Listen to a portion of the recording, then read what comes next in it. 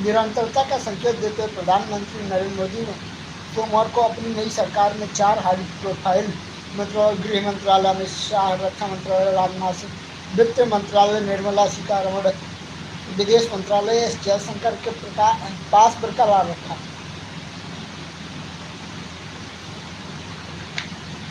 इन विभागों की प्रभारी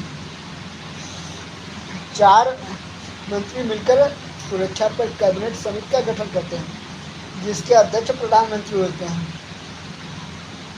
आइए अब हम बात करते हैं किसे कौन से अहम मंत्रालय दिए गए। केंद्रीय मंत्रिमंडल में शामिल नए लोगों में मध्य प्रदेश के पूर्व मुख्यमंत्री शिवराज सिंह चौहान को कृषि और ग्रामीण विकास मंत्रालय मिले, जबकि भाजपा अध्यक्ष जेपी नड्डा को स्वास्थ्य मंत्रालय मिला। यह विभाग उन्होंने मोदी जी के पहले कार्यकाल में भी संभाला था।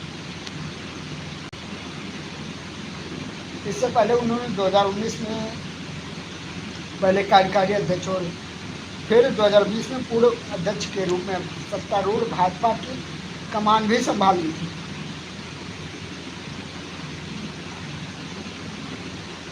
राजनाथ को रक्षा सुधारों की गति जारी रखने का पुख्ता संदेश।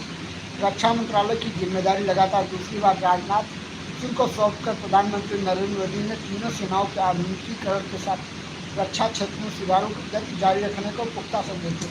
तीनों सेनाओं को आधुनिक जंग की चुनौतियों के अनुरूप अधिक मारक और स्मार्ट बनाने की परियोजनाएं शुरू हो चुकी है, जिन्हें अगले कुछ वर्षों में गति दी जानी है।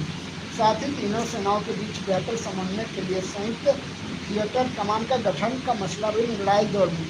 आधुनिकीकरण के साथ ही वायुसेना के बेड़े में अगले दशक के दौरान संख्या में उल्लेखनीय बढ़ोतरी करना, सैन्य हथियारों और रक्षा उपकरणों के लिए सेनाओं की आयात पर निर्भरता घटाने के लिए देश में घरेलू रक्षा उद्योग को बढ़ावा देने की पहल चल रही है। राजनाथ को इस पद पर बनाए रखने से साफ है कि रक्षा क्षेत्र में आत्मनिर्भरता की वर्तमान पहल को अब रफ्तार देने की तैयारी में है सरकार।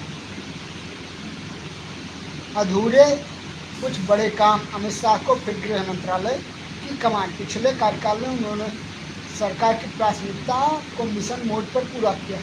Yes boss entered here. Yes boss, tell me how are you.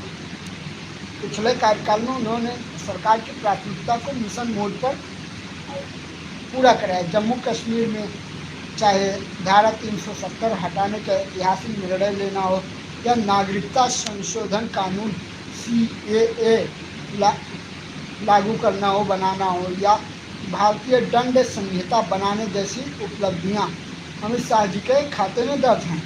Drugs कारोबार की कमर तोड़ने के लिए ठोस कदम। Are you ready? Hacker one? No भाई, मुझे नहीं रेडी होना भैया, आपसे बहुत डर लगता है यार, प्लीज़ ऐसा कुछ मत करना।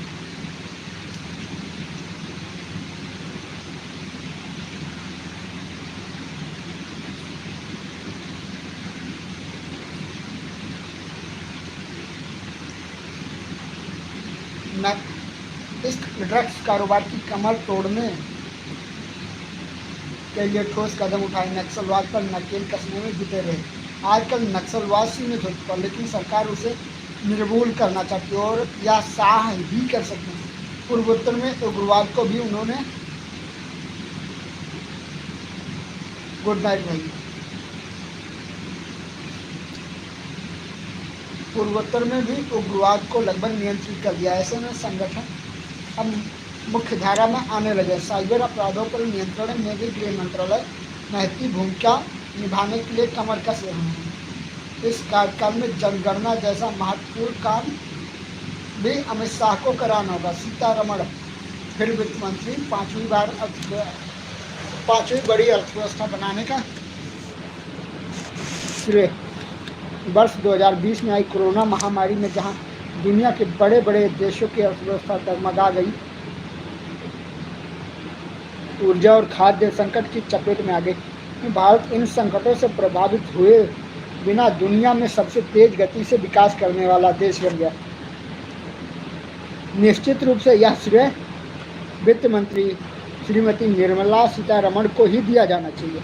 मई 2020 में उन्होंने आत्मनिर्भर पैकेज की घोषणा की। इसके तहत देश में विभिन्न